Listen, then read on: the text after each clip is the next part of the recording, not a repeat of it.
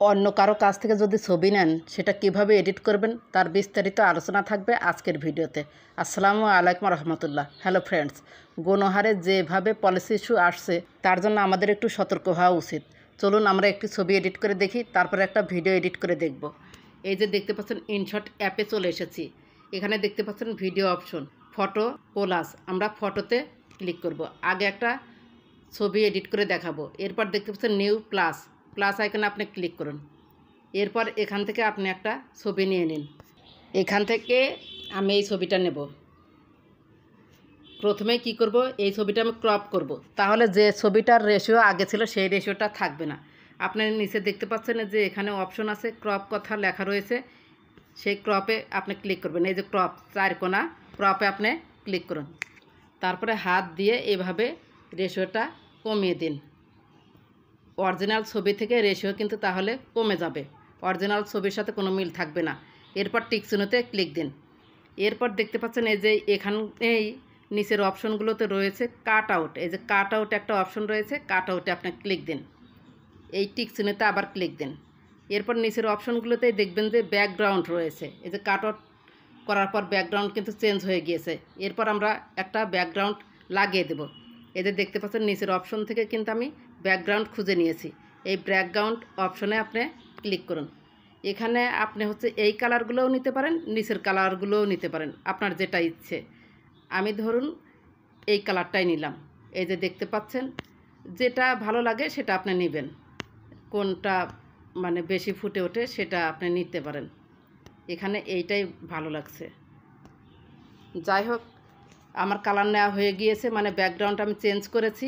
এরপর টিকচিহ্নতে ক্লিক দিয়ে দেব। এরপর কি করবেন, এখানে আপনি একটা লেখা লিখে দিবেন। এই যে এখানে দেখতে পাচ্ছেন টেক্সট, এই যে নিচের সারিতে সব কিছু রয়েছে। টেক্সট অপশনে ক্লিক করে দিন। এরপর এখানে লিখে দিন যে স্বপ্ন পূরণ হলো বা স্বপ্নের গাড়ি, এই টাইপের কিছু লিখে দিন। আপনার যেটা ইচ্ছা সেটা আপনি লিখে দিতে পারেন, আমার স্বপ্ন। এরপর সুন্দর করে এক জায়গায় রেখে দিলাম। এটার কিন্তু ব্যাকগ্রাউন্ডও দেওয়া যায়, আপনি যদি ব্যাকগ্রাউন্ড দিতে চান ব্যাকগ্রাউন্ড কিন্তু দিতে পারবেন। এরপর টিকচিহ্নতে ক্লিক দিন। এবার মনে করেন যে আপনি লেখাটা এডিট করবেন। আগে লেখাটা সিলেক্ট করে নেবেন। সিলেক্ট করার পরে এই যে এডিট আইকন দেখতে পাচ্ছেন, এই এডিট আইকনে ক্লিক করবেন। এরপর আবার এডিটে ক্লিক করবেন। এখানে আপনি লেখাটা কালার চেঞ্জ করতে চাচ্ছেন, আপনি কালার চেঞ্জ করতে পারবেন। এই যে এখানে কালারে ক্লিক করবেন। ক্লিক করে আপনি যে কালারটা দিতে চান সেই কালারটা আপনি দিতে পারবেন। এই যে এখানে আছে, যেটা ভালো লাগে আপনি দিয়েন, দেখে দেখে দিয়ে দিন। এরপর মনে করেন যে এই যে আছে না, আপনি লেখার ফন্ট চেঞ্জ করতে চাচ্ছেন, এই যে এখানে হাত দিলে লেখার ফন্ট চেঞ্জ হয়ে যাবে। তারপর টিকচিহ্নতে ক্লিক দিবেন। এরপর আমি দেখাবো, এই যে 3 ডট আছে না, 3 ডটে ক্লিক দিবেন। ক্লিক দেওয়ার পর আপনি যে বোল্ড অপশন আছে, এই যে এই অপশন যদি দেন সেটাও দিতে পারেন। এটা যদি দিতে চান, এটা দিতে চান আপনি দিতে পারবেন, এটা দিতে চান দিতে পারবেন। আর যদি না দিতে চান এই নানে ক্লিক করে দিবেন। এরপর টিকচিহ্নতে ক্লিক দিন। এরপর ধরেন যে আপনি ব্যাকগ্রাউন্ড দিবেন, টিকচিহ্নতে ক্লিক দিন। আমি আবার সিলেক্ট করলাম, ব্যাকগ্রাউন্ডটা একটু দেখিয়ে দেই। এই যে এডিট আইকনে ক্লিক করলাম, আবার এডিট আইকনে ক্লিক করলাম। এরপর দেখতে পাচ্ছেন যে কালার অপশনে ক্লিক করবেন। এরপর দেখতে পাচ্ছেন কালারের নিচে text, border, shadow, glow, label, এই লেবেলে ক্লিক করবেন। লেবেলে ক্লিক করার পর নিচে আসবেন। এই যে এখানে 4 বক্সের মতো দেখা যাচ্ছে, এই কালারটা যদি আপনি চেঞ্জ করতে চান পারবেন। এই যে সাদা, লেখা সাদা, এর জন্য দেখা যাচ্ছে না। এই যে লাল দিয়ে দিলাম। এই যে দেখেন কি সুন্দরভাবে ফুটে উঠেছে। আপনি এখানে বড় করেও দিতে পারেন, ছোট করেও দিতে পারেন, মানে কপিরাইট আসবে না। আপনি যদি অন্যের ছবি নেন, একই ছবি নেন, তাহলে কপিরাইট আসবে না। সেজন্য এডিট করা খুব প্রয়োজন। যেখানে ইচ্ছা আপনি রেখে দিন। এরপর আপনি টিকচিহ্নতে ক্লিক দিন। ছবিটা কপিরাইট মুক্ত করার জন্য আমি স্টিকার লাগিয়ে দেবো। এই যে স্টিকার আছে, স্টিকারের নিচের লাইন থেকে কিন্তু নিলাম। স্টিকারে এসে যে আপনি যদি গ্যালারি থেকে নিতে চান তাহলে দেখতে পাচ্ছেন যে গ্যালারি আইকনে ক্লিক করবেন। তারপর প্লাস আইকন আসবে, এই যে প্লাস আইকন।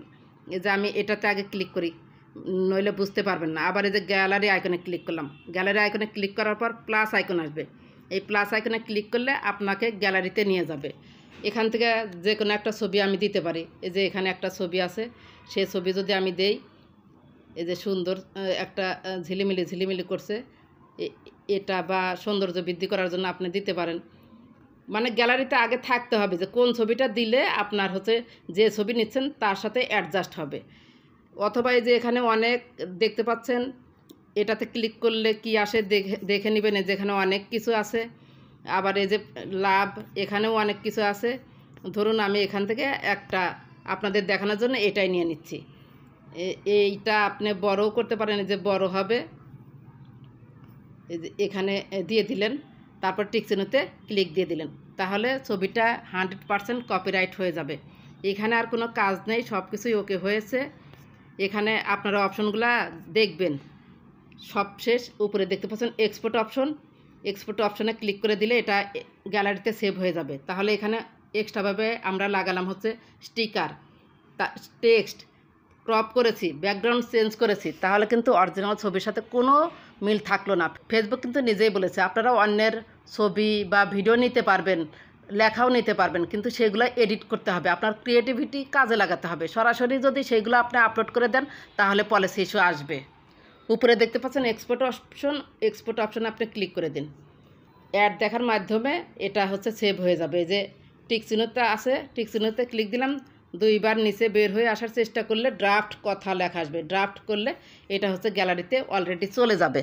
এরপর আমরা একটা ভিডিও এডিট করব, সেজন্য ইনশটেই রয়েছি। এই যে ভিডিও দেখতে পাচ্ছেন, ভিডিও অপশনে আমি ক্লিক করলাম, নিউ প্লাসে ক্লিক করলাম। এরপর এখান থেকে আমি একটা ভিডিও নেব। যে ভিডিও ফটো ওয়াল, ভিডিওতে ক্লিক করলে ভিডিও আসবে। এখান থেকে ধরুন যে কোনো একটা ভিডিও আমি নিলাম। এই যে এখানে নিচে এই যে 20 সেকেন্ডের একটা ভিডিও নিলাম, তারপর টিকচিহ্নতে ক্লিক দিয়ে দিলাম। এরপরে যে লোগো দেখতে পাচ্ছেন, লোগো কিন্তু অবশ্যই রিমুভ করতে হবে, নইলে কিন্তু কপিরাইট আসবে বা পলিসি ইস্যু আসবে। এখন হয়তো দিচ্ছে না, ভবিষ্যতে দিয়ে দিবে।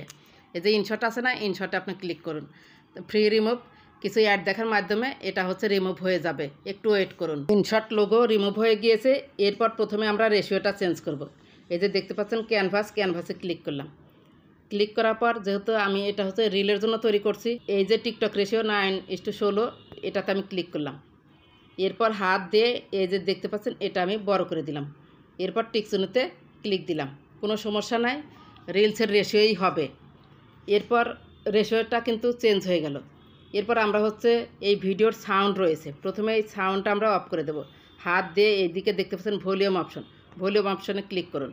এই যে দেখুন 100%-এর প্রায় কাছাকাছি কিন্তু সাউন্ড রয়েছে। এটা আপনারা সাউন্ডটা মিউট করে দিবেন, একদম 0-তে করে দিবেন। এরপর টিকচিহ্নতে ক্লিক দিয়ে দিবেন। এরপর দেখতে পাচ্ছেন ক্যানভাস, এই ক্যানভাসে এই লাইনে আপনি টান দিবেন, দেখবেন ক্রপ কথাটা লেখা রয়েছে। এই যে ক্রপ কথাটা লেখা রয়েছে, আপনারা একটু চেঞ্জ করে নেবেন, এভাবে ক্রপটা একটু আগেই করে নেবেন। তারপর টিকচিহ্নতে ক্লিক দিন। এরপর নিচে দেখতে পাচ্ছেন হচ্ছে টেক্সট কথা লেখা রয়েছে, টেক্সটে আপনি হাত দিবেন। হাত দিয়ে আগে যেভাবে লেখা শিখলাম আবার টেক্সটে হাত দিন। এই যে দেখতে পাচ্ছেন অসাধারণ দৃশ্য লিখে দিন, অসাধারণ দৃশ্য। আপনি ব্যাকগ্রাউন্ড চেঞ্জও করে দিতে পারেন, আবার হচ্ছে এমনিও রাখতে পারেন। একটু ছোট্ট করে এই যে এখানে রেখে দিলাম, তারপর টিকচিহ্নতে ক্লিক দিলাম। একটু আগে কিন্তু এই লেখা কিভাবে কি করতে হয় সেটা কিন্তু দেখিয়েছি। এই লেখাটি আমি পুরো ভিডিও জুড়ে দিতে চাই, এর জন্য দেখতে পাচ্ছেন এই যে এখানে সিলেক্ট করাই আছে ক্লিপ ইন্ট, তাহলে পুরো ভিডিওতেই এই লেখাটা থাকবে। টিকচিহ্নতে আপনি ক্লিক দিন। এরপর হচ্ছে স্টিকার দিবেন, ছবিতে যেভাবে স্টিকার দিতে হয় এখানেও সেই একই সিস্টেম। এই যে নিচের অপশনগুলো টান দিলে আপনি যে স্টিকার অপশন পাবেন, এখান থেকে স্টিকারটা দিয়ে দিবেন। স্টিকার নেওয়া শেষ, সমগ্র ভিডিওতে দিতে চাই সেজন্য আমি এটা সিলেক্ট করাই আছে, এখানে হাত দিলাম, ক্লিপ-ইন্ট, সমগ্র ভিডিওতেই আমার স্টিকার দেওয়া হয়ে যাবে। টিকচিহ্ন দিলাম। এরপর হচ্ছে ভয়েস দিবেন, এই যে অডিও আছে না, অডিওতে ক্লিক করবেন। এরপর দেখতে পাচ্ছেন রেকর্ড অপশনে ক্লিক করবেন। এরপর এই লাল বক্সে ক্লিক করলে 1 2 3 হবে, আপনি কথা বলবেন, তারপর টিকচিহ্ন দিয়ে দিবেন, রেকর্ড হয়ে যাবে। এভাবে যদি আপনি ছবি এবং ভিডিও এডিট করে দেন তাহলে কখনোই সেই ছবি বা ভিডিওতে পলিসি ইস্যু আসবে না। এছাড়া যদি আপনি অন্যের লেখা নেন, চ্যাটজিপিটিকে বলবেন যে এই লেখাটা একটু চেঞ্জ করে দিন, নাম স্থান বললেই করে দিবে, অথবা আপনি লেখাটা চেঞ্জ করে পোস্ট করবেন। সরাসরি কারো পোস্ট নিয়ে মানে কপি করে পোস্ট করবেন না, তাহলে কিন্তু পলিসি ইস্যু আসবে। এছাড়া যদি আপনি অন্যের পোস্ট হুবহু নেন তাহলে হচ্ছে কালেক্টেড অথবা সংগৃহীত এই কথাটা নিচে লিখে দিবেন। এরপর টিকচিহ্নতে ক্লিক দিন। আর এডিটিং কাজ শেষ, এক্সপোর্ট করে দিলে এটা এক্সপোর্ট হয়ে গ্যালারিতে চলে যাবে। গণহারে প্রোফাইলে পলিসি ইস্যু চলে আসছে। সামান্য একটা ভুল, বর্তমানে কোনো ভুলের জন্য প্রোফাইলে সাম ইস্যু আসছে না, বা বর্তমান সামান্য ভুলের কারণেও প্রোফাইলে সাম ইস্যু দিয়ে দিচ্ছে। অ্যাডমিন থাকার কারণে কোনো গ্রুপে অ্যাডমিন রয়েছে, অথবা অনেক 2-3 বছর আগে একটু ভুল করেছিল, সেটা রিমুভও করেছে, সেই ইস্যু ধরে ফেসবুক এখন হচ্ছে প্রোফাইল ইস্যু দিচ্ছে। কোনো সমস্যা নাই, ফেসবুকের আপডেটের কারণে এই গণহারের সমস্যা প্রায় অনেকের পেজ বা প্রোফাইলে চলে আসছে। আপনি একটি জিনিস দেখবেন, আপনার প্রোফাইল বা পেজ যখন পলিসি ইস্যুতে পড়বে তখন সরাসরি চলে যাবেন। আমি আমার প্রোফাইলে চলে এসেছি, এই যে প্রোফাইল আইকনে ক্লিক করলাম, তারপর দেখতে পাচ্ছেন এই থ্রি ডটে ক্লিক করবেন। এরপর দেখতে পাচ্ছেন প্রোফাইল স্ট্যাটাসে ক্লিক করবেন। এখানে দেখবেন যে রিকমেন্ডেশন অ্যাক্টিভ আছে নাকি, মনিটাইজেশন অ্যাক্টিভ আছে নাকি। এই দুইটা যদি অ্যাক্টিভ থাকে তাহলে আপনার কোনো সমস্যা হবে না। ফেসবুক কয়েকদিনের মধ্যেই অটোভাবে আপনার প্রোফাইল বা পেজ ঠিক করে দিবে। এরপর হচ্ছে টেক্সট লিখলেই আপনাদের হচ্ছে ইস্যু চলে আসছে।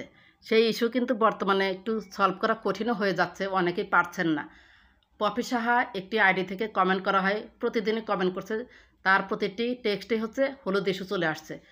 টেক্সটে কিছু লিখবেন, একটু কথাগুলো গুছিয়ে একটু লিখবেন, কয়েক লাইনের লিখবেন, লেখার পর হ্যাশট্যাগ দিবেন। হ্যাশট্যাগ দিয়ে অবশ্যই আপনি ছবি দিবেন।